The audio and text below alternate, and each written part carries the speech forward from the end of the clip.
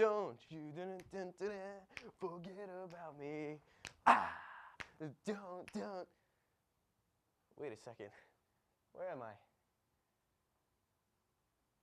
I'm on TV, aren't I? Well, hey, Mom. Hey, Dad. Hey, Professor Krumke. You said I'd never amount to anything, but look at me now. I'm on TV, suckers! Yeah, that's great. Hey, get off the stage. Whoa, I'm sensing some hostility here. Wait a second. I know what show this is. It's the Late, Late, Late Show!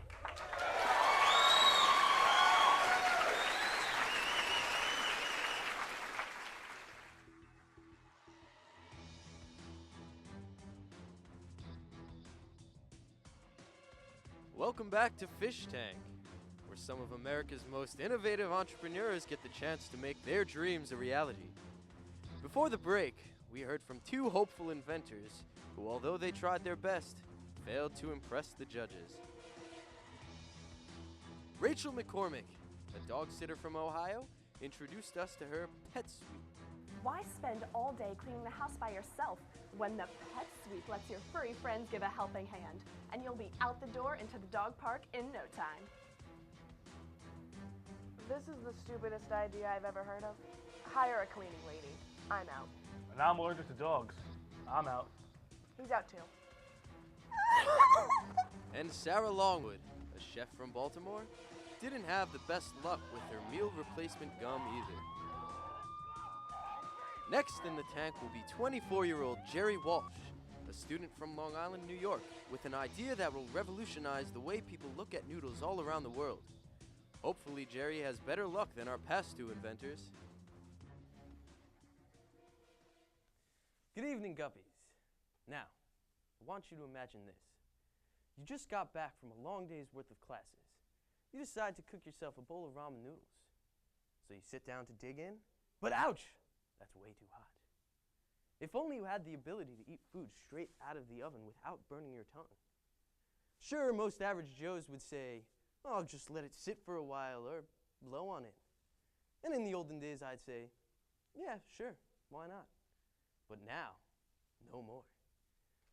May I introduce to you the noodle fan.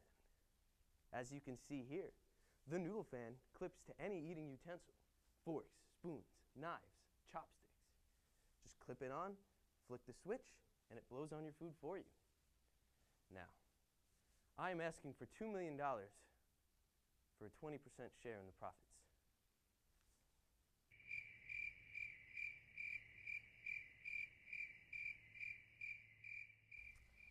Exactly how much does this noodle fan sell for? $12, ma'am. You mean to tell me that you tied a desk fan to a fork and are selling it to people for $12? Jerry, come here, Jerry. Come here, Jerry. Okay, come here. Come here, a little closer. This is the most incredible invention I've ever seen. I mean, I didn't come up with it. What did you just say? I said it's great! Do you know how many times I burn this tongue on noodles that don't cool quickly? I mean, he's not wrong. Nothing tastes good with a burnt tongue. Nothing! You're all losing it. No one in their right mind would pay $12 for a fork with a fan attached to it. I'm out. Oh, wait. Well, what if I sold it for $10 instead of $12? You're not seriously considering this, are you? Nobody needs a noodle fan. Just wait for the damn noodles to call off. Jerry, clearly ignore Barbara. You know, she has never eaten ramen noodles before. I love your product. I do think, though, that $2 million is a tad steep for 20%. I can give you $1.5 million for 40%. Oh, 40%? I can give you $1.5 million for 35%. I'll give you 1.5 for 32. I'll give you 1.5 for 30. 29. 28. 27. 26. 25. Oh, go ahead! It's mine! No, I said this tongue so many times. Get hands off me, Barbara! No, Look on the burn marks, Barbara! Hey, Shut up! Now, God, Get your paws off me, you dirty, you stupid idiot! Jerry, don't do anything! I want that noodle! I want that noodle! Shut up, Barbara! My tongue hurts! Hey! The briefcase! That concludes this week's episode of Fish Tank. Stay tuned for a sneak peek at next week's episode.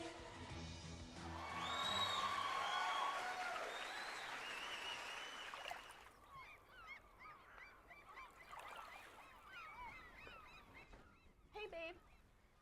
Where's the pizza? It's always about the pizza with you. Well, if there was a pizza in front of me, I wouldn't be complaining, brah. Ew, I hate that word. I'm your girlfriend, and my bra is on my boobs, honey. Believe me, I'm aware.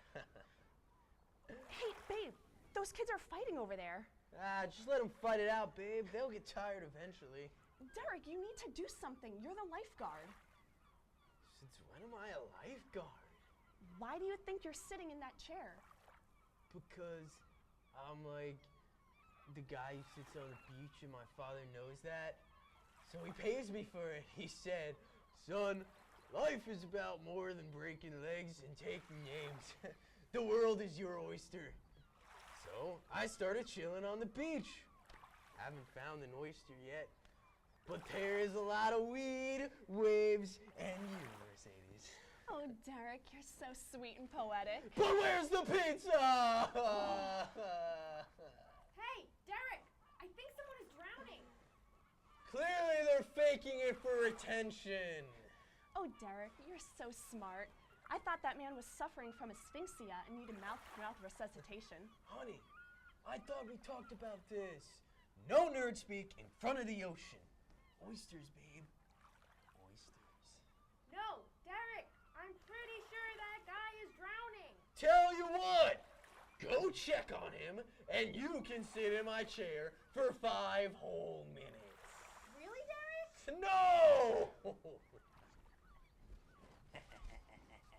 Hey, I got someone's pizza here. Hey, my man Rice! That's me, Rice, the best pizza dude in town. Most dev! That'll be 120D, bruh. 120D? Since when is my pizza like $100 plus $20? It's made with a lot of love from Mexico, my man. It's all about beach love now, my man. I can't believe you're a lifeguard, my man. I'm a lifeguard?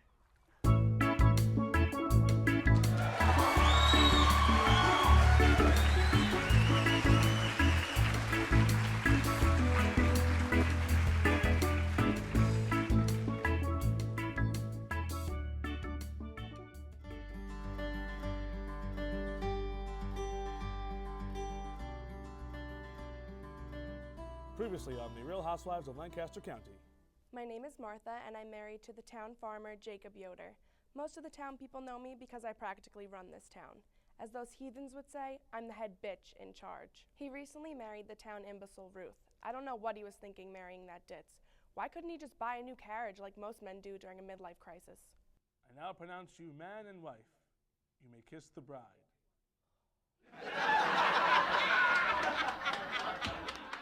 Hi, my name is Ruth, and I'm 16 years old, and I'm married to Farmer Jacob. He may be old, but he's the sweetest man I've ever met. For our third outing together, he gave me this homemade jam he named after me. Ruth the Berry Jam. Martha has been really kind and helpful too. Just the other day, she gave me a facial. What did you say was in this again? Oh, just some local herbs, fresh mud, oats, and a bit of chocolate and honey. Oh, and a secret family ingredient. It's edible too. It's all organic, as the English call it. It tastes weird and it kind of stinks. Stinks? What do you mean it stinks? This recipe has been in my family for years, and the Yoder women have the best skin in all of Lancaster County. I didn't mean to offend her. It just smelled really weird. Now that I think of it, Martha does have really nice skin.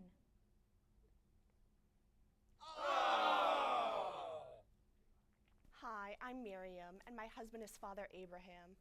Being married to the town priest does have its perks. My bonnet is full of town secrets. No, I can't believe it. I'm telling you, it's true. Mrs. Appletree finds comfort with other men. Not only that, she prefers them to be of the sheep species. Miriam thinks she knows all the best and most important secrets in town, but I've got her beat on one. I have been fooling around with Father Abraham for the past few months. He's such a gentleman. Hi. Hi, sweetie.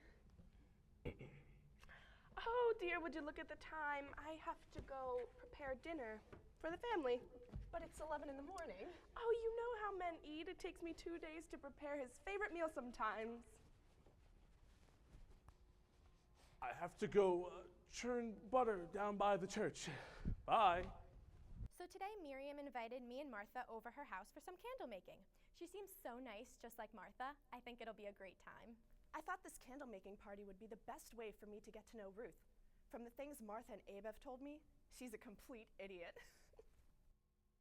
I'm so glad we could all get together and do this. Warmest welcome to the newest wife, young Ruth. Oh, thank you, Miriam. It means the earth to me. The world, Ruth. The saying is, it means the world. So, if everyone would like to get started, we have some Wonder Bar candles to make. My heavenly Father, do you hear these young children celebrating their Rumspringa? I heard it's like that devilish show.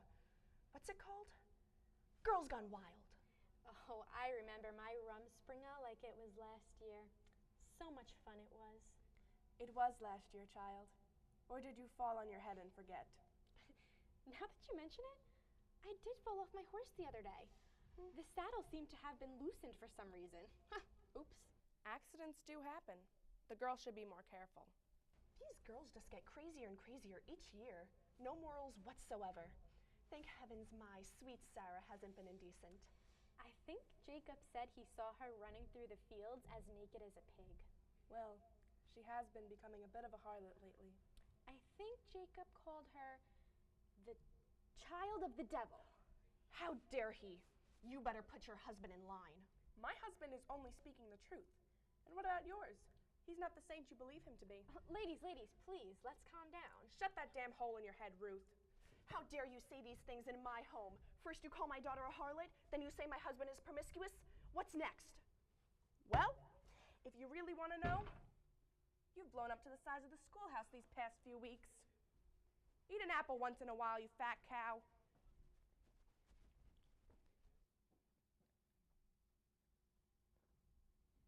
I'm gonna have to call you back.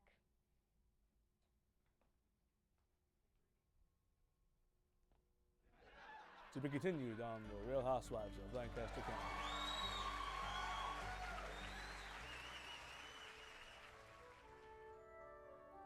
Welcome back to After Happily Ever After, the after show. Thank you for tuning in. Now let's reintroduce our couples. We have Jasmine, we have Beast, and lastly, Belle. Thank you for having us, Dr. Singh. Glad to have you. Now, Twitter is going crazy over tonight's episode. It's exploded. Jasmine, let's start with you. Yes, well, as you know, Aladdin has been acting like a street urchin again. I hate to say it, but my father was right. How so? He spends all his time with that damn monkey. If it weren't for that godforsaken lamp and that stupid genie, I would still be living in the palace, and I wouldn't be shaking my ass for a few gold coins. What? Jasmine, your body is as sacred as your palace, and you're selling it? I would never dream of disgracing my papa like that. Excuse me? I don't go around saying your husband is a barbarian smacking you around.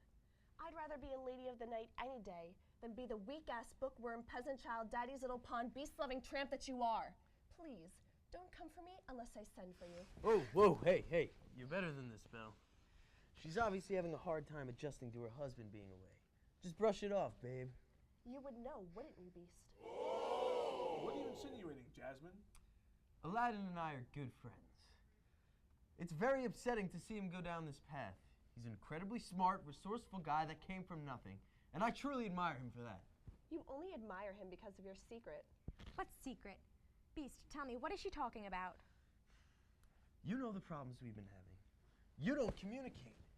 You're always caught up reading those damn romance novels with Gaston's face on the cover. You mean the problems you've been having? You think I don't know what Mrs. Potts does for you every night? Well, that sound means we have a caller. Let's see who it is. Hello, it's me, Mrs. Potts. Are we really doing this right now? Yes, we are. Look, the only reason why I've subjected myself to this form of humiliation was to show my fans a softer side of me. It was all for my fans. Doc, you let me down. And most importantly, you let my fans down. That's unacceptable. Let the teapot speak, please. This is what I live for. Mrs. Potts, please inform us of what you do for the beast every night. Oh, me? I fix him his juice, as the young people like to call it. Yes, but please tell the peasants at home what the juice really is. Well, out of all the books I've read, I've never read anything as crazy as this. Oh, sweet honey child, you wouldn't know because you're always reading those books when you should be attending to your man. And the plot thickens.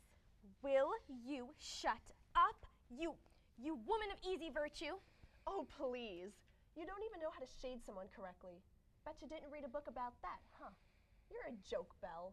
A whole new world is laughing at you, boo. Lady, please.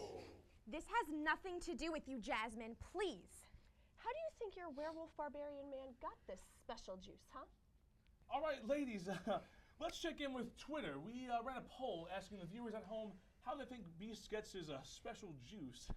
41% say that Jasmine gave it to him, 17% say that Mrs. Potts gave it to him, and 42% think that Belle's an idiot.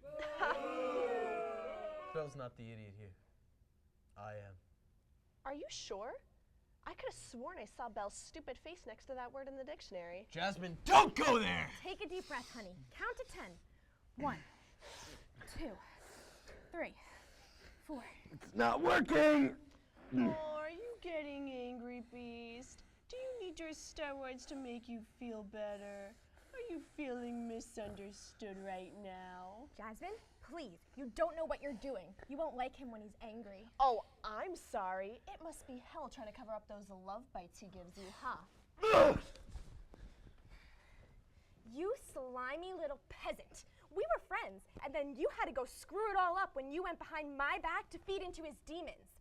I was there for you when Aladdin got put into the dungeon. I was your only friend. You female dog. Is that the best you could do? Female dog? Come on, Belle. I've seen a boo, a damn monkey, stand up for himself way better than you ever could. Jasmine, I don't care. All I know is that from here on out, you'd better keep me and my husband's name out of your filthy mouth. I wish Cinderella and Prince Charming had signed off to do this show because she'd lend me her glass slipper to shove so far up your... Ladies, hey. Before I get a black eye and several broken bones, we should end this show on a high note, huh?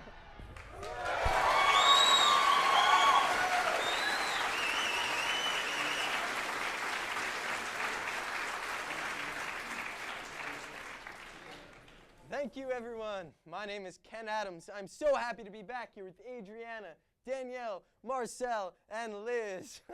Tune in next week for another great episode of The Late, Late, Late Show. Until later, thank you and good night.